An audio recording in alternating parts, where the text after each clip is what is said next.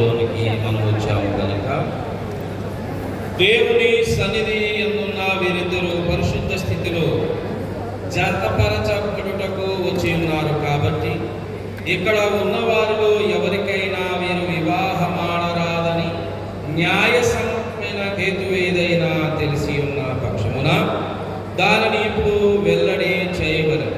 లేని ఎడల ఇక మీదట ఎప్పటికీ ఊరకుండవలెను.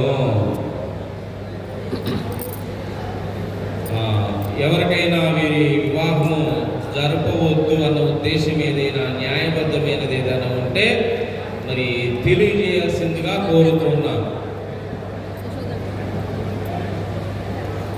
మరి ఎవరు ఏం చెప్పట్లేదు కాబట్టి మీ మౌనం అంగీకారం ఏంటంటే వీరికి వివాహము జరపవచ్చు అని ఆ ఉద్దేశంతో అభ్యంతరం లేని పక్షమున నేను ముందుకు వెళుచుకున్నాను.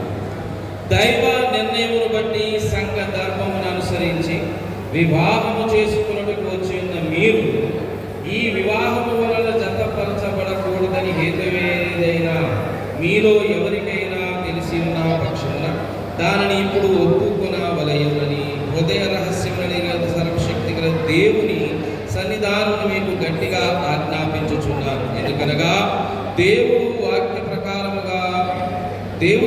ప్రకారము కాక వేరు విధముగా ఎవరినైనా జతపరచబడిన ఎడల అట్టి వివాహము దైవ ఆశీర్వాదము పొందనేరదని మీరు బాగుగా గ్రహించవలసినది ఉన్నది. ఓకే, మరి ఇప్పుడు మీకు ఇష్టమే కదా వివాహం జరగకూడదు. కాబట్టి నేను వివాహమును జరుపుటకు నేను ముందుకు వెళ్తున్నాను. ప్రార్థన. సర్వశక్తిమంతుడవగు నిరంతర మహిమాన్వితుడైన దేవా, సమస్త ఆశీర్వాదములకు దాత,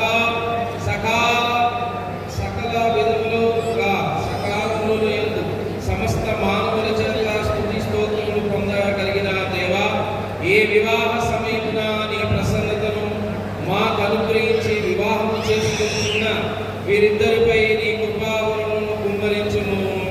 ఈ నిర్ణయం చొప్పున వీరిద్దరు పరిశుద్ధ వివాహములో ప్రవేశించుచుండగా ఒక నూతన కుటుంబముగా వీరిని నీ ఆత్మతో ప్రతిష్ఠించి నీ మహిమార్థము శోభాయమానముగు క్రైస్తవ జీవితమునందు పెంపారింపజేయి.